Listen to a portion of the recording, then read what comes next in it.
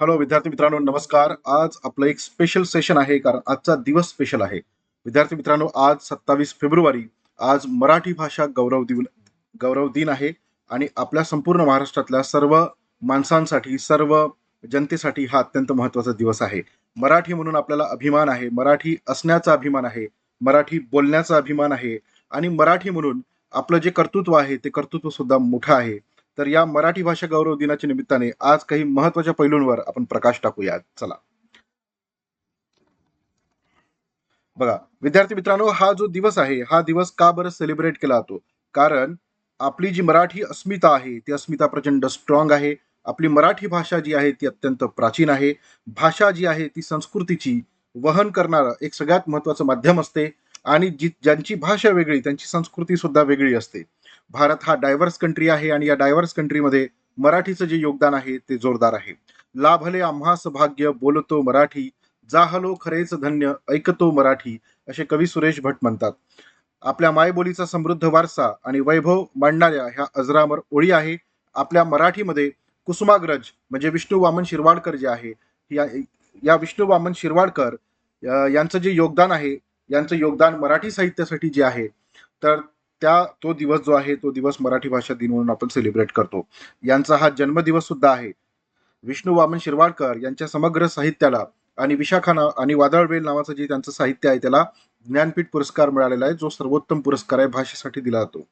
मराठी भाषेची अस्मिता सन्मान जपण्यासाठी त्यांनी आयुष्यभर अथक प्रयत्न केले. त्यांच्या योगदानाचा सन्मान म्हणून हा जो दिवस आहे तो गौरव दिन म्हणून आपण सेलिब्रेट करतो. विद्यार्थी मित्रांनो, मराठी भाषा गौरव दिन महाराष्ट्रामध्ये 27 फेब्रुवारीला आपण सेलिब्रेट करतो. सांस्कृतिक आणि साहित्यिक वारसा जपण्याचा आपण प्रयत्न करतो. विद्यार्थी मित्रांनो, आपली मराठी ही जी भाषा आहे, या मराठी भाषेला आता अभिजात भाषेचा दर्जा सुद्धा मिळालेला आहे. हा मराठी राजभाषा दिन 1 मेला असतो. या दिवशी आपल्या राज्याची निर्मिती झाली होती. आणि मराठी भाषा गौरव दिन हा 27 फेब्रुवारीला असतो. दोन्ही गोष्टी ज्या आहे त्या वेगळ्या आहे, हा मुद्दा लक्षात ठेवा. आता हिस्टॉरिकल बॅकग्राऊंड काय आहे?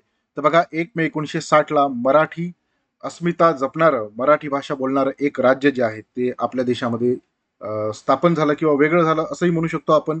महाराष्ट्र स्वतंत्र राज्य बनलं. आधी ती बॉम्बे प्रेसिडेन्सी होती, त्याच्यामध्ये अनेक राज्यांचा समावेश होता. 1965 मध्ये वसंतराव नाईक यांनी 1 मे हा मराठी राजभाषा दिन म्हणून साजरा करण्याचा निर्णय घेतला. तर हा प्रशासकीय दिवस आहे, परंतु 27 फेब्रुवारी हा मराठी भाषेच्या प्रेमाचा दिवस आहे. आपलं मराठीवर जे प्रेम आहे त्या प्रेमाचा दिवस आहे.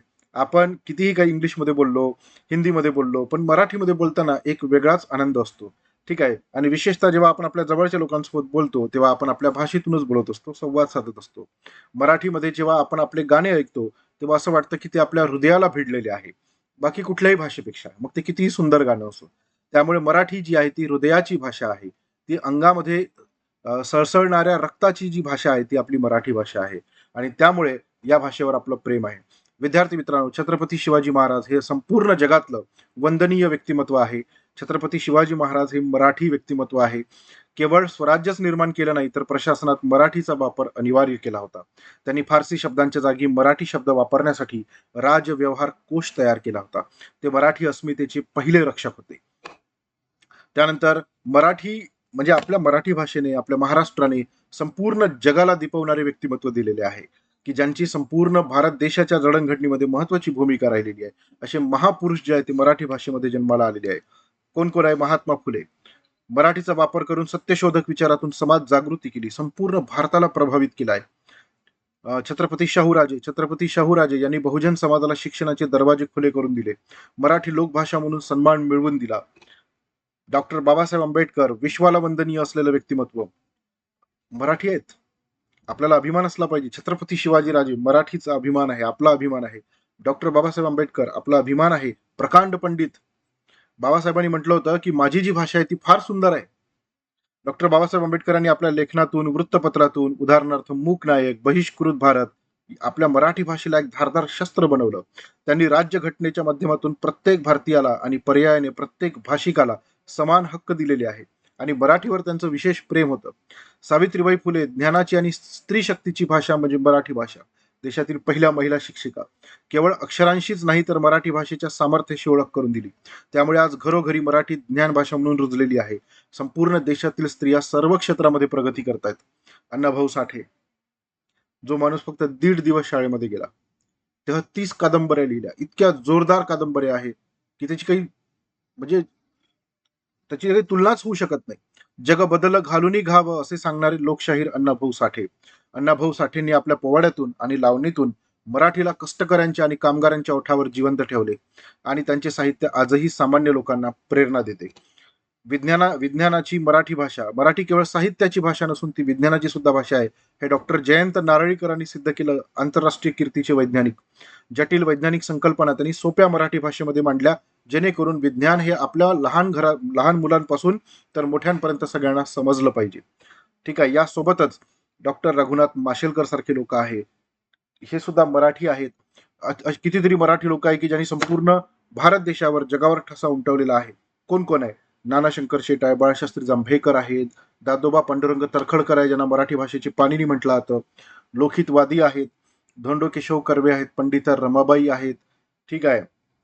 यांच्यासारखे जे लोक आहेत त्यांनी इतिहास जो आहे तो अजरामर केलेला आहे. बाजीराव पेशवे पहिले आहेत. ठीक आहे. छत्रपती संभाजी महाराज आहे ना, विद्वान माणूस, पराक्रमी राजा, आपली अस्मिता, असे महान लोक जे आहेत ते महाराष्ट्राने जन्माला दिले. मी तर म्हणतो की संपूर्ण जगात महाराष्ट्रात जेवढे महापुरुष जन्माला आले तेवढे कुठे जन्माला आले नसेल. तर ही जी भाषा आहे ती आपली भाषा आहे. या भाषेवर आपलं प्रेम असायला पाहिजे. परंतु आता काळ बदललेला आहे. आता मराठीमध्ये बोललं तर वेगळ्या नजरेने पाहिलं जातं. आपण एक तर हिंदीमध्ये बोलतो किंवा इंग्रजी जी आहे ती आता स्टँडर्ड ऑफ लिव्हिंग आहे ना, याची भाषा झालेली आहे. जर इंग्लिशमध्ये बोललं तर फार विद्वान म्हणून समजलं जातं, पण मराठीमध्ये बोललं तर वेगळ्या नजरेनं पाहिलं जातं. विद्यार्थी मित्रांनो, भाषा ही संस्कृतीची वाहक असते, संस्कृती जपण्याचं माध्यम असते, आपल्या अस्मितेचं माध्यम असते. म्हणून आपण आपल्या भाषेवर प्रेम नक्की केलं पाहिजे. महाराष्ट्राच्या वेगवेगळ्या कानाकोपऱ्यात वेगवेगळ्या भाषा आहेत. ठीक आहे. आमची वऱ्हाडी भाषा आहे की नाही? वऱ्हाडी भाषेमध्ये जोरदार साहित्य निर्माण झालेलं आहे. त्यानंतर कोकणी भाषा आहे, पश्चिम महाराष्ट्राची भाषा वेगळी आहे, मराठवाड्याची मराठी वेगळी आहे, खानदेशची खानदेशी वेगळी आहे की नाही? पण ह्या सगळ्या ज्या भाषा आहेत त्या मराठीचीच रूपं आहेत आणि म्हणून आपल्याला याच्यावर प्रेम असायला पाहिजे. तुमचं या भाषेबद्दल, आपल्या भाषेबद्दल काय मत आहे? आपल्या भाषेवर तुमचं प्रेम आहे का? तुम्ही नितांत प्रेम करता का? पण कविता जर सुचल्या तर त्या तुम्हाला आपल्याच भाषेत नक्की सुचत असतील, आहे की नाही? तर म्हणून या दिनाच्या तुमच्या सर्वांना खूप खूप शुभेच्छा. टेक्स्टबुकच्या परिवाराकडनं खूप खूप शुभेच्छा. विद्यार्थी मित्रांनो, जर तुम्ही MPSCची तयारी करत असाल तर आम्ही मराठीतून तुमच्यासाठी बॅचेस स्टार्ट केलेले आहेत. 28 तारखेपर्यंत तुम्ही कुठल्याही बॅचला ऍडमिशन घ्या, तुम्हाला जोरदार डिस्काउंट जो आहे तो डिस्काउंट तुम्हाला नक्की मिळेल. ठीक आहे. त्यानंतर आपल्याकडे राज्यसेवा मुख्य परीक्षेचा जे पेपर आहे ते आता लवकरच आहे. पूर्व परीक्षाचा निकाल लागणार आहे. आम्ही तुमच्यासाठी MPSC राज्यसेवा गुरुकुल नावाची बॅच सुरू केलेली आहे, जिथे तुम्हाला मुख्य परीक्षेची पूर्ण तयारी आम्ही करून घेणार आहे, ज्यामध्ये तुम्हाला practice question, notes, strategy, mentorship, current affairs, उत्तर पत्रिका तुमच्या चेक करून देणे, ह्या सगळ्या गोष्टी आम्ही कव्हर करणार आहे. कारण आम्हाला वाटतं की तुमचं सिलेक्शन झालं पाहिजे. तुम्हाला 10 टेस्ट आम्ही तुमच्याकडनं करून घेणार आहे, 12 सब्जेक्ट वाईज टेस्ट घेणार आहे, करंट अफेअर्स तुम्हाला प्रोव्हाइड करणार आहे. यासाठी GSP प्रोग्राम आपण आणलेला आहे की तुम्ही, आम्ही सांगतो तो प्रोग्राम फॉलो करा. जर तो फॉलो केला, तुमचं सिलेक्शन झालं तर तुमची पूर्ण फी तुम्हाला परत मिळेल. आणि सिलेक्शन नाही झालं पण आम्ही सांगितलेल्या गोष्टी तुम्ही फॉलो जर केल्या तर तुम्हाला तुमची फी सुद्धा परत मिळेल.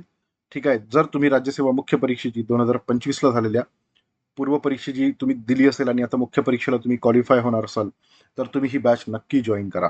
तुम्हाला आम्ही प्रॉपर गायडन्स करू, ज्यामुळे तुमचं सिलेक्शन जे आहे ते तुम्हाला सिलेक्शन होण्याची शक्यता नक्की वाढेल. विद्यार्थी मित्रांनो, हे लेक्चर कसं वाटलं हे कमेंट बॉक्समध्ये नक्की सांगा. ओके. आणि जर तुम्ही अजूनपर्यंत चॅनलला सबस्क्राईब केलं नसेल तर सबस्क्राईब नक्की करा. धन्यवाद.